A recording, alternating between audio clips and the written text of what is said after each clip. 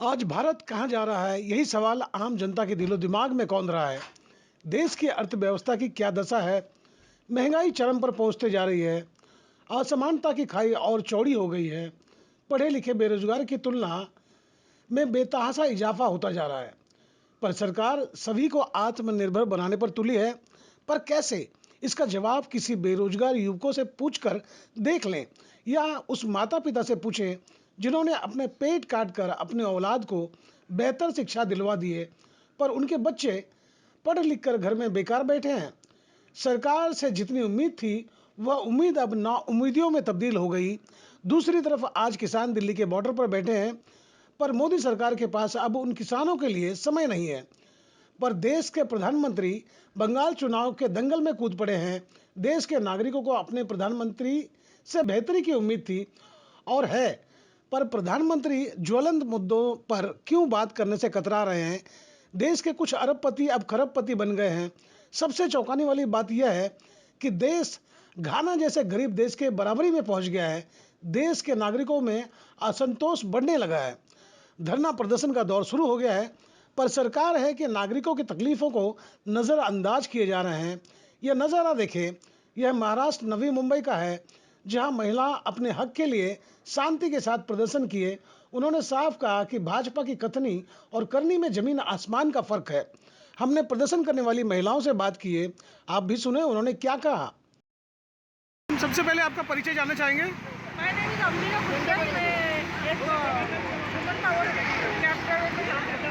Cab driver में काम करते हो आप? क्या काम करते हो आप गाड़ी चलाते हो?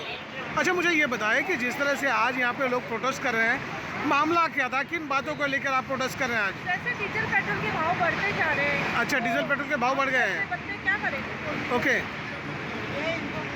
डीजल कंट्रोल करने के लिए ये सब कर रहे हैं। अच्छा, मैं आपसे एक सवाल पूछना चाहता हूँ। जिस तरह से डीजल और पेट्रोल की कीमतों में इजाफा हुआ है, जाहिर सी बात है कहीं ना कहीं केंद्र सरकार की वजह से ये सब हो रहा है, तो आपको लगता है कि आप मोदी सरकार को वोट देकर संतुष्ट हैं?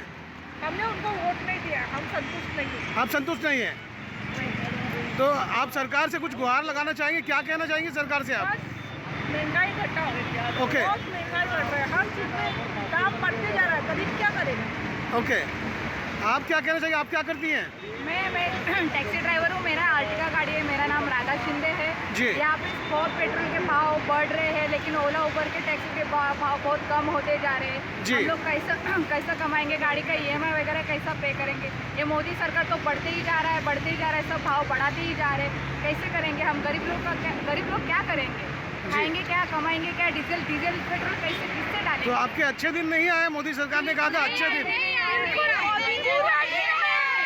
गुजरात में लेके जा रहे हैं, हमारा महाराष्ट्र पूरा गुजरात में बिजनेस सब गुजरात में लेके जा रहे हैं, सब गुजरात में। हम लोग क्या करेंगे? महाराष्ट्र वाले क्या करेंगे? महाराष्ट्र वाले क्या करेंगे? सब गुजरात में लेके जा रहे हैं।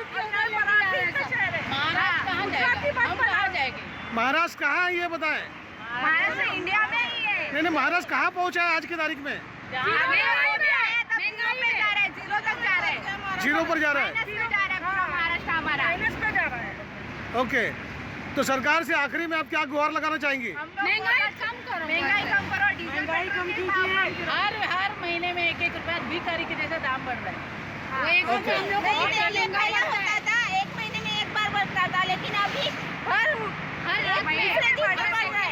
डीजल का भाव, डीजल पेट्रोल डीजल का भाव, गैस भी कम होते जा रहा है, तो इंसान जिएंगे कैसे? ओके, तो आप भी टैक्सी चलाते हो क्या? ये सभी लोग टैक्सी चलाते हैं? सब महिला टैक्सी अभी बीजेपी आई, महिलाओं का टोल माफ होना चाहिए सर। अच्छा, महिला टैक्सी ड्राइवर का टोल माफ होना चाहिए। महिला लोग का, महिला गाड़ी जहाँ चलाती है वहाँ पे महिला लोग का टोल माफ होना चाहिए। जी, बहुत बहुत शुक्रिया। हम लोग महाराष्ट्र यूनियन से है सर, मैट यूनियन से सारे हैं। एयरपोर्ट पर भी गाड़ी चलाते हैं और ओला में भी गाड़ी चलाते हैं सर। जी, वहीं इस प्रोटेस्ट में शामिल दूसरे व्यक्ति से बात किए, उनका कहना था कि यह अभी ट्रेलर है, पिक्चर अभी बाकी है मेरे दोस्त। सर, सबसे पहले आपका परिचय जानना चाहेंगे। Maharashtra best transport workers union का general secretary advocate Uday Kumar अम्बोनकर मेरा नाम है। जी, उदय जी, ये बताएं कि आज जिस तरह से आप लोगों ने प्रदर्शन किया है, क्या मांगे रही है आपकी और सरकार से क्या उम्मीद करते हैं आप? देखिए, 7-8 सालों से स्विगी हो, जोमेटो हो, ओला हो, उबेर हो, इनमें काम करने वाले लोग टुकड़े टुकड़े में आंदोलन कर रहे हैं जी और बहुत सारे आंदोलन हुए, लेकिन हुआ कुछ नहीं। पुलिस बीच में आती है और हमको मार के भगा दी। जी इसके लिए हमने निर्णय किया कि हम हमारी खुद की यूनियन बनाएंगे। 20 अक्टूबर 2020 को हमने अपनी यूनियन को रजिस्टर कराया और ये पहला धरना प्रदर्शन हमारा है। जी चीज़ ऐसी है कि हम लोग आज भी 6 या 7 रुपए में ही काम कर रहे हैं। जी। स्विगी जोमेटो को 50 रुपए का पर डिलीवरी तो आज 25 रुपये हो गया है जी और ये डीजल बढ़ गया, सब का कीमत बढ़ चुका है, लेकिन हमारा जो राइडिंग का रेट है वो बढ़ नहीं रहा है। ना कंपनी देख रही है, ना सरकार देख रही है। एक्चुअली सेंट्रल गवर्नमेंट ने एग्रीगेटर के बारे में जो नियमावली जाहिर की है उसको राज्य सरकार ने अभी तक स्वीकारा नहीं है। अगर वो स्वीकारा जाएगा जल्दी से जल्दी तो हमारा रेट के बारे में तय करने का अधिकार राज्य सरकार को भी मिलेगा और हमारी ज़िंदगी आज सुधर जाए। आज अवस्था क्या है, हम लोगों ने मुद्रा लोन में गाड़ियाँ ली है। मुद्रा लोन सरकार की तरफ से मिला है, लेकिन जब गाड़ियाँ नहीं चल रही है, हमारा पैसा नहीं आ रहा है हमारे पास, ऐसे हालत में हमारे बहुत सारी गाड़ियाँ बैंक उठा के लेके गई है। नुकसान किसका है? ये देश का नुकसान है, इसको कोई समझता नहीं। सिर्फ ड्राइवर का नुकसान नहीं है, देश का नुकसान है। और इसके साथ साथ बहुत सारे हमारे भाइयों ने जान भी दी है, क्योंकि पैसा नहीं कमा पा रहे, ना हफ्ता दे रहे हैं ना कुछ कर रहे हैं। जी केंद्र की नीतियों से आप कितने संतुष्ट हो? देखिए, केंद्र ने नए जो कानून अभी 1 अप्रैल से लागू कर रहे हैं उसमें हमें गीग वर्कर करके मान्यता दी है, लेकिन हमारा मालिक कौन होगा इसके बारे में संदिग्धता है आज भी। क्योंकि ओला उबेर जैसे ऐप बेस्ड जो लोग आने वाले हैं उनको एग्रीगेटर करके बना, लेकिन एग्रीगेटर कौन?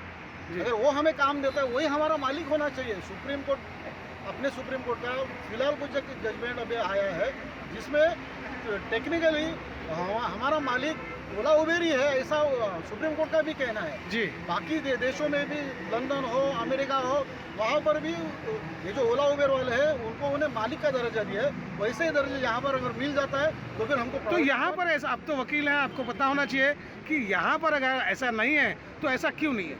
देखिए, ऐसा है कि सरकार की मनीषा नहीं है जी, क्योंकि ये बहुत बड़े प्लेयर्स है, बहुत पैसा खेलता है इनके पास से और सरकार जानती है वो पैसे का क्या करते हैं। तो मतलब आपको लगता है कि अगर ऐसा हो जाता तो आपके अच्छे दिन आ गए हैं? जरूर आ जाएंगे अच्छे दिन। जरूर हमको प्रोविडेंट फंड मिलेगा, हमारा मालिक तय होगा, हमारा इंश्योरेंस निकलेगा, हमको ESIC मिलेगी, सब कुछ मिल जाएगा। आखिरी सवाल आपसे करना चाहेंगे, जिस तरह से देखा यह जा रहा है कि दिल्ली बॉर्डर पे आज किसान महीनों से बैठे हुए हैं और लगभग 200 लोग अपनी जान तक गंवा चुके हैं, उनकी मांगे अब तक नहीं सुनी गई है। आपको लगता है कि यहाँ पर जितने लोग इकट्ठा हुए हैं और मुंबई से दिल्ली तक आपकी आवाज़ पहुँच जाएगी मोदी सरकार के कान में, आपको लग रहा है? देखिए, ये शुरुआत है जी, अभी बहुत सारा पिक्चर बाकी है, क्योंकि देखिए हम लोग ट्रांसपोर्ट के लोग हैं। जी क्योंकि सरकार नागरिकों को पर्याप्त ट्रांसपोर्ट का व्यवस्था नहीं दे पा रही है। हाँ। इसके लिए ओला उबेर का धंधा फुल बना।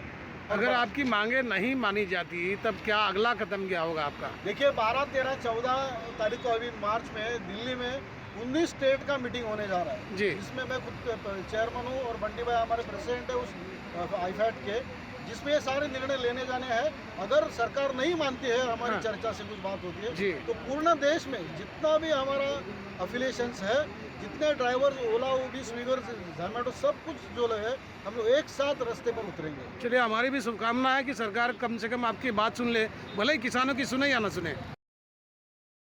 पर देखना होगा कि देश की अर्थव्यवस्था और बढ़ती हुई महंगाई को रोकने के लिए भाजपा सरकार सफल होती है या असफल, या आने वाले वक्त में साफ हो जाएगा। अगर यही हाल रहा तो जाहिर सी बात है, जिस जनता ने भाजपा को गद्दी दिए हैं वह गद्दी से उतारना भी जानते हैं, क्योंकि यह पब्लिक है, सब जानती है।